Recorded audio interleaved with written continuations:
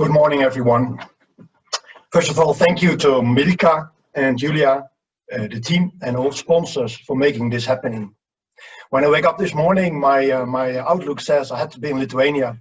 Today, I'm not in Lithuania, I'm not in Stavanger, I'm in Aarhus, Denmark, and I will talk today about the trends and the market developments I have seen in the pet industry with my experience and my insight. So welcome. Briefly about myself, you can read more about it, but I will talk today about my experience and my insights. I've got 25 years of experience in this wonderful industry. Most of the time I've been in a Danish company called Vital Pet Food Group in different C functions and around 10 years as CEO. I work both with brands, with private labels. I've been manufacturer, we've been doing a lot of trading, and I have the experience from both private equity and family-owned businesses.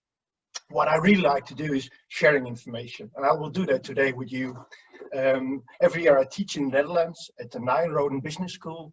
I also do this in Shanghai at the Yao Chong University, and it's all about sharing information, sharing experiences, and that's what I like.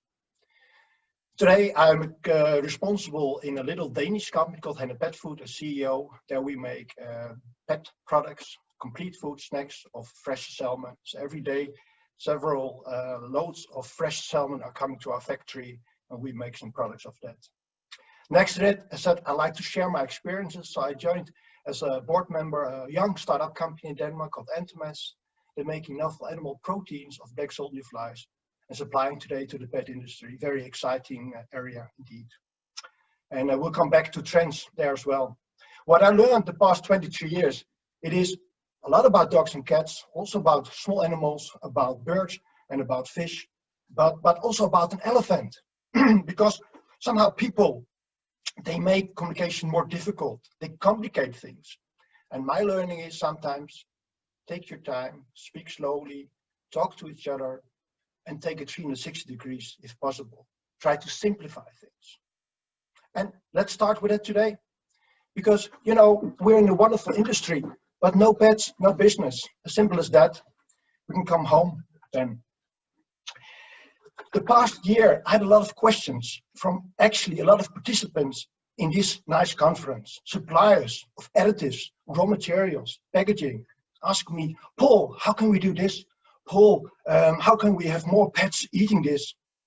And there you have to start in the top. Pets, dogs and cats. Why should they eat a new product? Why a new packaging? Why a new protein? Why new ingredients? Well, obviously somebody's buying the products, and it's not dog and cat owners. I only talk about pet parents. Pet parents buy this with retailers. This could be offline, this could be online. We'll come back to that today. They have products in the shops. It's delivered by distributors, by importers. Okay. Brand owners, they need to be convinced if there's a new protein or a new packaging, would they want to use it or not? What is their ID? And then the product has to be manufactured at the factory. I would rather call it the kitchen. I'll come back to that as well. And then the big B2B pet industry comes.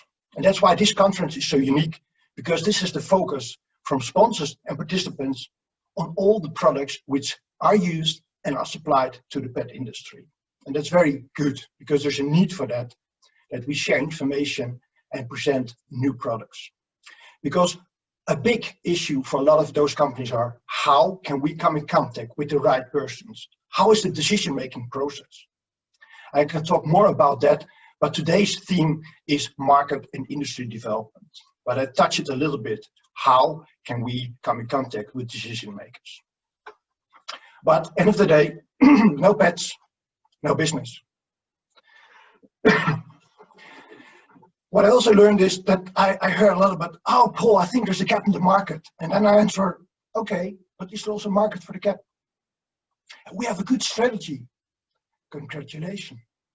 But you have to execute on it. Who does what and when? You have to have ownership. You need to align. Could be from your board, with your customers, with your suppliers, but you have to align to tell which way are we heading. That the left hand knows what the right hand is doing. So make a plan. There will be some changes because like now, COVID-19, that's life. The only stable factor is change. So we have to adapt to change all the time. So I hope next time we can meet physically, if it's not Lithuania and another place. Remember, try to make fun. Shareholders want to make profit. And if you can combine that, you have more fun. And most likely you will get more profit. I will guide you through the trends and market developments, and I will come with a lot of pictures. The pictures were taken in November in Shanghai in an international pet trade show, and in February in Orlando, where the Global Pets Expo was organized. So I've got a lot of good recent examples. Actually, that was the two last major events in our industry before COVID-19 really started annoying us, I would say. First of all, congratulations. You're all in an industry which is wonderful. It's about emotions. Nothing wrong with selling components to a car, to machines. But in our industry, we're talking about people, about animals, about emotion. So it's a good place to be. You saw it in 2008. We can see it now in 2020. If there is a crisis, the pet industry says, yes, we have seen it, but we decided not to participate in this. We are in a really good situation. But we have a lot of emotion in our industry. How big is our industry? Well, roughly. And that's the only sales figures or statistics I will share today. And then I will go to trends, which you can use both as pet companies, but also if you're a nutritionist, R&D, product managers, CEO, what are the trends which we are seeing on the market? But roughly, the market is $130 billion. So that's the size. Nice. Is it growing? Yes, that's important for all of us. What is growing? Super premium dog food, super premium cat food, pet treats, a lot of care products, and then we can see geographically high growth. And I will come back to that area or those areas. And we then talk about statistics, 4 to 5% growth, nice percentages, but what does that mean in true value, in money? Well, $5 to $7 billion a year, that's a lot of money. So if we all get a piece of that, and everybody's happy. The highest growth, we can see that in the Asia Pacific area, primarily China. And I'll come with some case stories about China there, because that's interesting. But the United States is still the most mature and largest market. Over 40% of all pet products, pet food are sold there. Then Western Europe comes on the second place, about 1/4. And then actually Asia Pacific comes on the third place. Can't surprise that dog food is the biggest, also over 40%, and cat food around 1/4. Pet products, it is mixed as well, but also there a lot of things are happening, like additives, and I have some examples about that as well. So in all areas, there is growth. Let's have a look. 10 topics, and I will go through them with examples. Humanization, we'll talk about E/M commerce.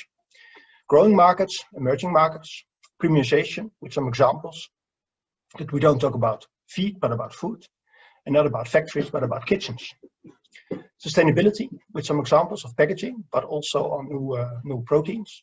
Packaging I will talk about, ingredients, definitely, and processing methods.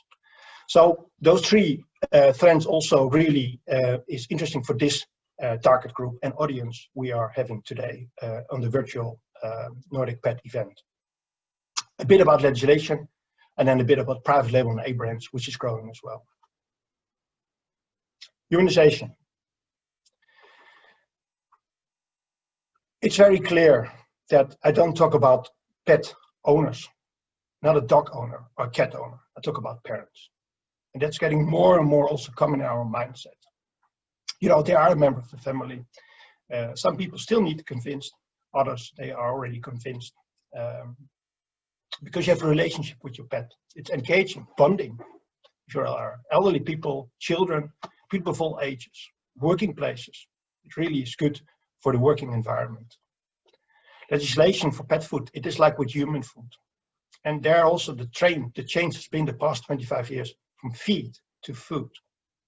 To create transparency, pet parents want to see how is the food for my pet child made. How is it made? Where is it made? And how do I have to feed my pet? It's very important. Responsible pet ownership. It's not just having a pet. How can I do a good job, physically and mentally? I would like to highlight obesity. In a way, that is the negative part of humanization. If a dog or a cat, let's take a dog now, has too less activity, you get a lot of food because they like the same like we human. We like fat, tastes good. We like sugar, tastes even better, and salt. That's the same for dogs. So if they get too much of those three and too less activity, then it will have an effect. Call that a lifestyle consequence as well, but it's important. Okay, some examples. I don't know when Tesla is going to make something in the United States for dogs, but this was one of the pictures actually visualizing humanization in our industry. I mean, it's not even crazy. It's normal in the United States if you walk around. I mean, the dogs shouldn't get tired, so they are, of course, carried around in a little wagon, for sure. Our industry also talks more about human grade. So the quality we use, if you are BSC certified, your raw material, your products are audited, you audit your suppliers. I mean, a lot of them are listening today. So the human grade, it is an issue, no doubt about that. And then we are, of course, this is a picture of the United States. We're talking ice, an ice treat, complimentary food with peanut butter, which is sold there. A protein bone remark, 50% of protein in that. So it's not just for humans with high fat or energy boosters, but also protein to humanize that. E-commerce, it's not just e-commerce, it's also m-commerce. And in my point of view, it's not a matter of which products pet parents buy, but rather where they buy it. What do I mean with that? We also saw that in a survey about is the brand more important than where they buy it, and we can see it is where people buy the product is gaining. First, E&M commerce, internet, mobile retailing, it is winning. It is the fastest growing distribution channel. In the past 5 months with the COVID-19 across the globe, this has been only accelerating even more. Pet food is good for subscription models, convenience, and you can, if you want. And it should not just be like greenwashing, just call it customizing, but you have the ability and the possibility with the content to customize that. And then you have to do that. The transparency, what I talked about. China, impressive, over 60% is online. All the big ones, we probably know them, Tmall, Taobao, JD.com, Bogi, ePet, it is big. The traditional markets, remember, US was around 40%, Europe around 26%, and that's just percentage. Look on value of the $130 billion, it is a lot. Today, I would say expect it is around 15 to 20%, but it will go to 25%.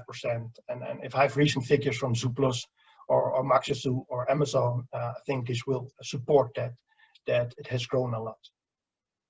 E-commerce, its size matters. What I mean with that, the key drivers are excellence in ET, so you know what the interest is, and logistics.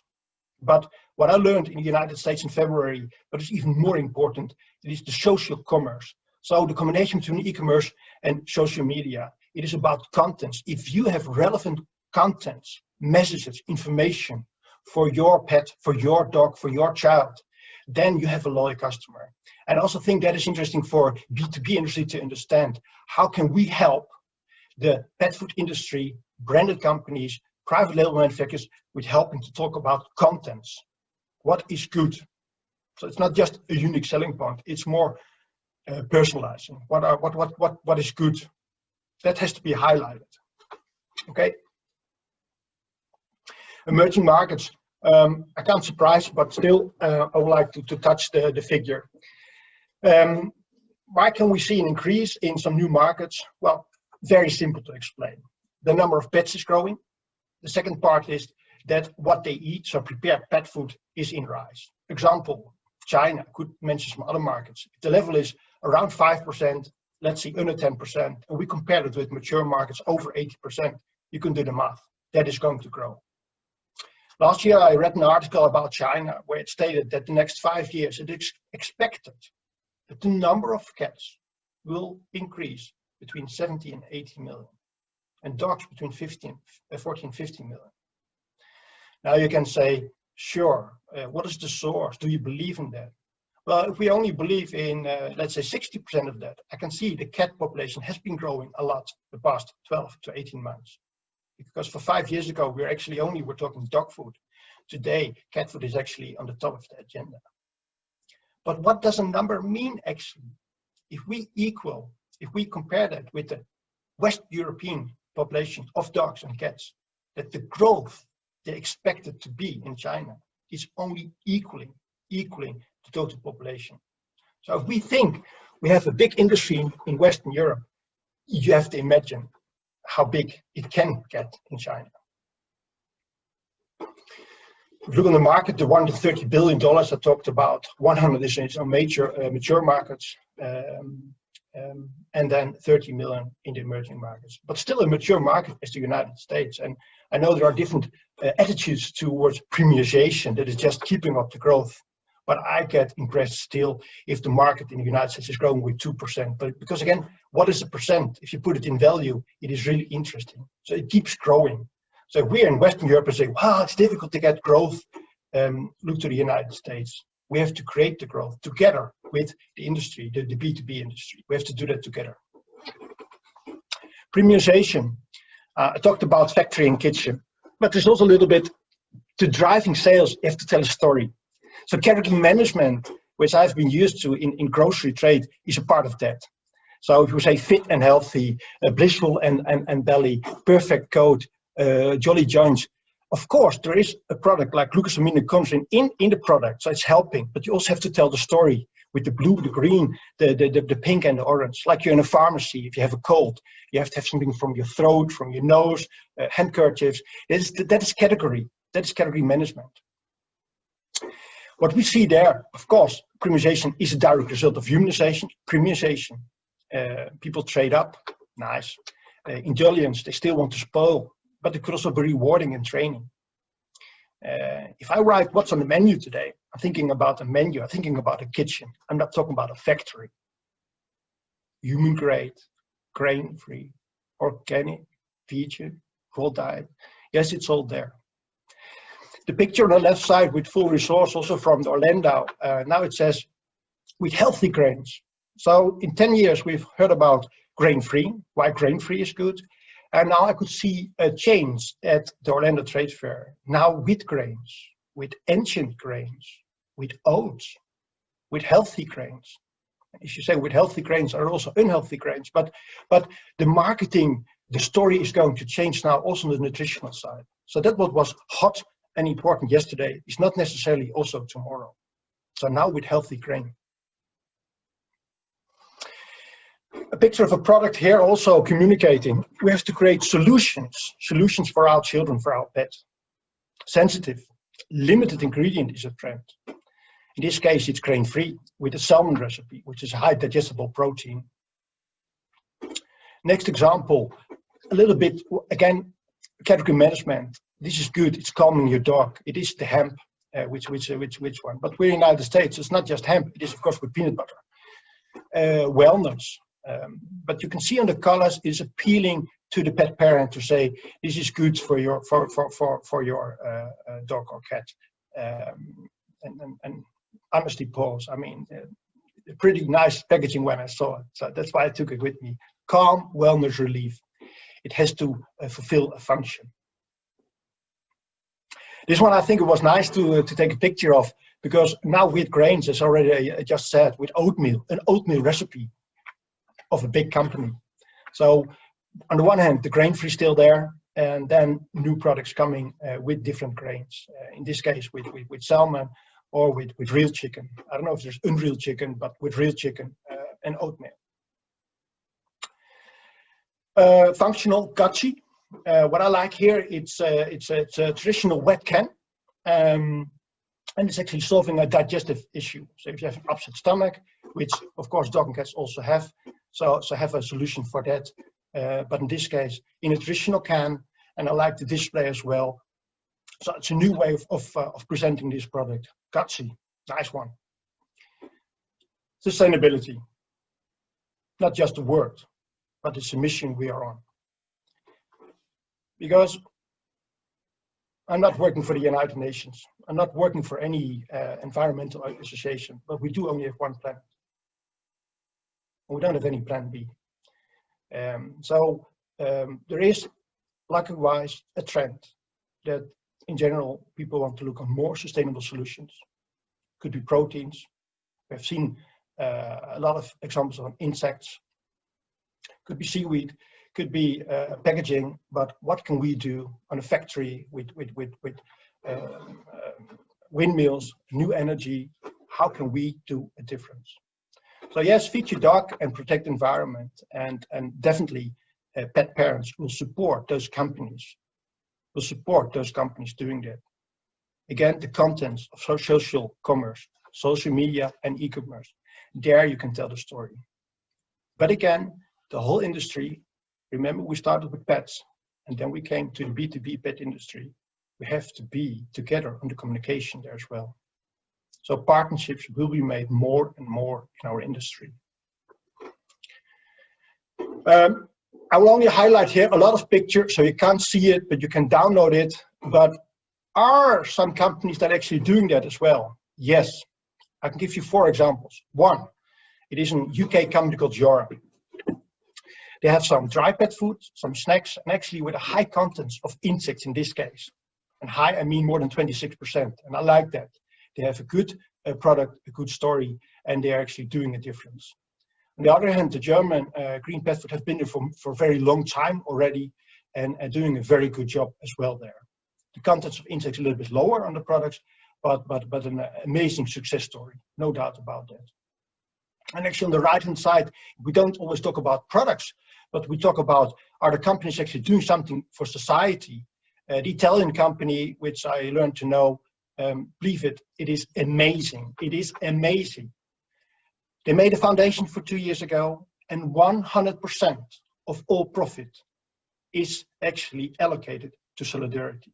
So they've got a number of products you can apply, and they have of course pointed some of them out themselves, and 100% is allocated to these projects. That is philosophy which is totally unique, and we will see more about that in the future. I'm not in doubt about that. Packaging. There I have a clear attitude to packaging, because if I talk about greenwash, everybody wants to talk green and do green. But above all, I think safety is more important in our industry. So that's why I write, yes, we still can see convenience is an issue, and smaller bags, sure. And where possible, green. And if I write where possible, it is about palatability, which is important, and safety. We do not want any migration. If you oxidate a product, you get migration. So safety is the most important thing. Of course, convenience with zippers, etc. That is important, no doubt. But from food mindset, no migration, you want safety. That's actually what I like to highlight here on this slide. Palatability is important, but it's absolutely also a safe product, protecting the product. Ingredients. I'm sure a lot of you are interested in that, and we will hear more the next 2 days on the web about that. Checking my time, yes. Also with ingredients, we can see actually the 3 words I just talked about: humanization, premiumization, and sustainability. So some ingredients, as also read on the pages from the participants and the sponsors, are existing good quality ingredients, and some have introduced new ingredients. And it's totally good if we also argument for some existing ones which are really good, with a high digestibility, which we know from fish meal, salmon meal, but there are also some new interesting ones. On the top, vegetable proteins, peas and fiber proteins, not just the grain-free, but also if you talk about a vegan, if you talk about a new trend in the human food, we will see that in pet food more and more. Animal proteins, insects, could be mealworms, could be black soldier flies, but we definitely will see that growing. Some even dare to say it's going to be mainstream. So let's see what the future brings. Seaweed, definitely also a very interesting source of protein.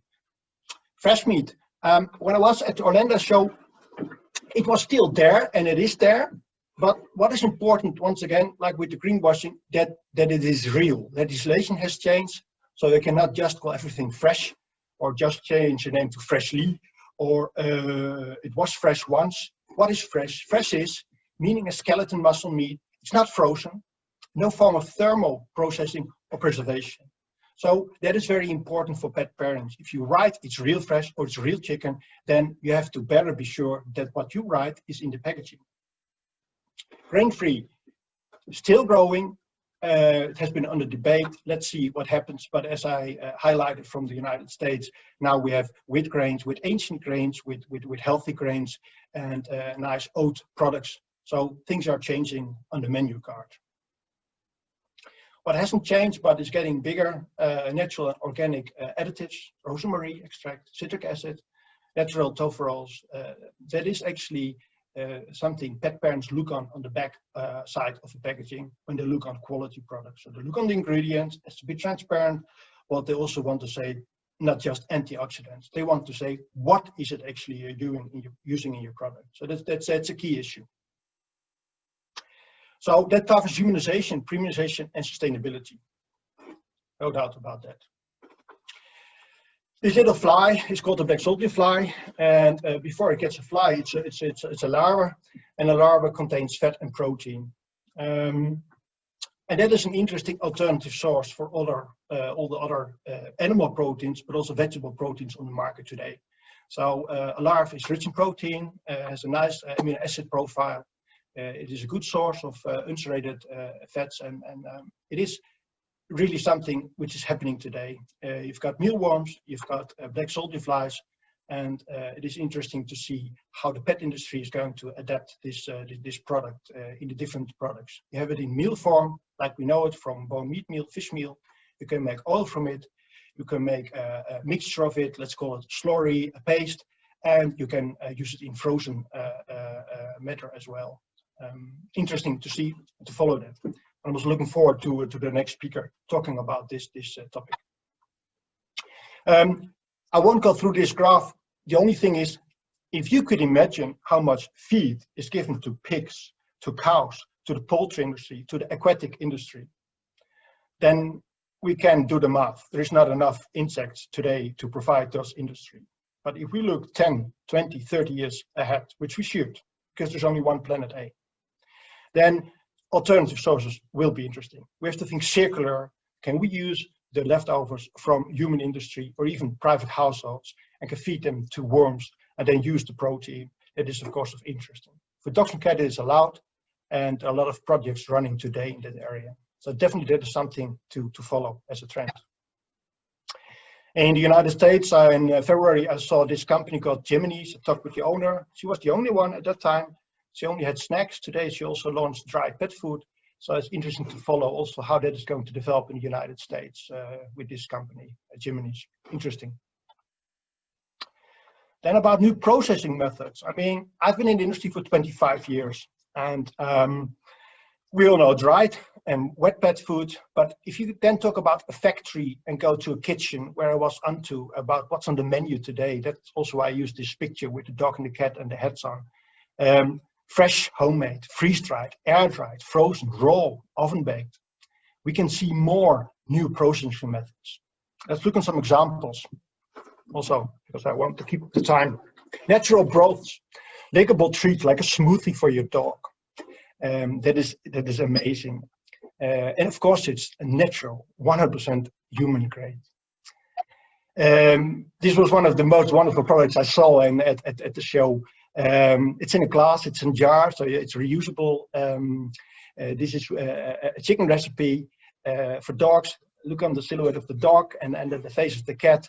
Amazing, damn good. I really spotted that on the show, humanizing. So there's Merrick. I mean, this is not Santa Maria. This is oven baked. This is slow cooked. This is Alabama. This is Texas. The sky is the limit for nice humanized texts where it comes from. But processing methods, slow cooked, oven baked. That's where I came from. So it's very humanization. It looks very appetizing and well, it is confirming the trends I see. If you want to drink some water, you of course can add an additive there as well. Again, a product from Orlando in February in 3 flavors for tartar, gentle dental care, and brushless. So it's an additive in it, but just to highlight the new products on the show. Legislation can be quick. I talked about it. What do they give the pets? Where it comes from and how to feed it. That is important.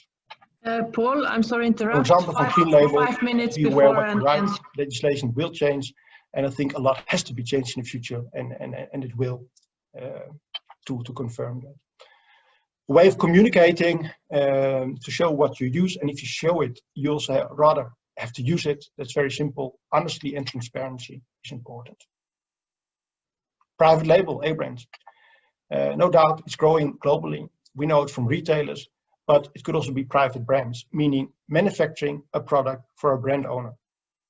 We know it from retailers, but it could also just be brand owners, brands we know that they have products made for them. Retailers do have a wide range of products. It is price quality from price fighters, but that's getting less. It is super premium, organic, geographical specialties in order to differentiate, because that is a strategic tool retailers want. Of course, they want to secure margin, they want to press branded companies, but they want to create traffic in their show, and they want something where they can differentiate. That's what's important, because then they can create loyalty.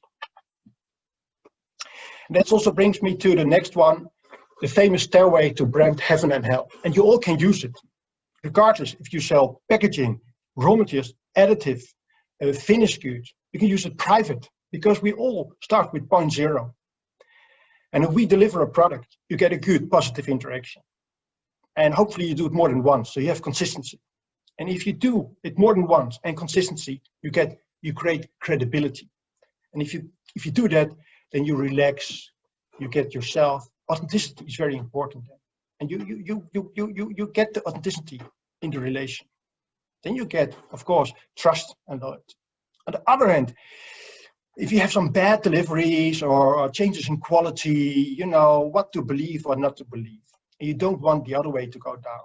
So it takes a long time to build up a relation, to get reliability and trust. But believe me, you can lose it like that in a shitstorm, or if you don't keep your promise. So that's important.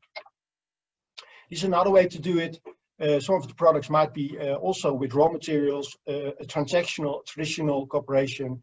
It could be a corn like wheat, where some of the additives are very special, and there you need collaboration or even alliance. What could be alliance in our industry, supplying pet additives or raw materials?